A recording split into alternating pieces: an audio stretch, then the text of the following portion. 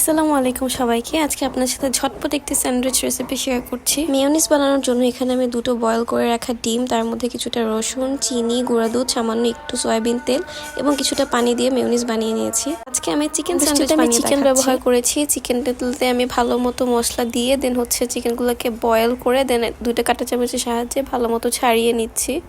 এক কথা বলতে পারেন চিকেনগুলোকে ঝুরঝুর করে নিচ্ছি। এখানে আপনারা চাইলে চিকেনগুলোকে বয়েল না করে ভেজেও নিতে পারেন।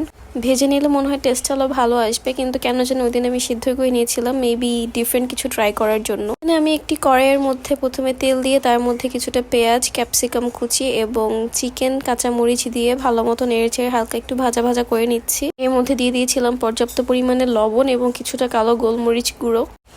ভালো মতো ভাজা হয়ে গেলে তার মধ্যে আমি আগে থেকে বানানো মেয়োনিজগুলোকে দিয়ে দিয়েছি। মেয়োনিজগুলো আর একটু লিকুইডি হলে ভালো হতো, আমি একটু পানি কম দিয়েছিলাম যদিও। চিকেনগুলোর সাথে আমি কিছুটা লেটুস পাতা কুচি কুচি করে কেটে ভালো মতো মিশিয়ে নিয়েছি। দেন দুটো ব্রেড নিয়ে নিয়েছি। ব্রেডের সাইড থেকে আমার যে ভারী লেয়ারটা থাকে সেটাকে কেটে নিয়েছি। তারপর মিডলের মধ্যে আমরা সেই মিক্সারটাকে দিয়ে ভালো মতো স্প্রেড করে দিয়েছি এবং এর উপরে কিছুটা গাজর কুচি, শসা কুচি এবং লেটুস পাতা দিয়ে দেন টমেটো দিয়ে এর উপর আরেকটি ব্রেড দিয়ে দিয়েছি। ব্যাস আমাদের স্যান্ডউইচ রেডি।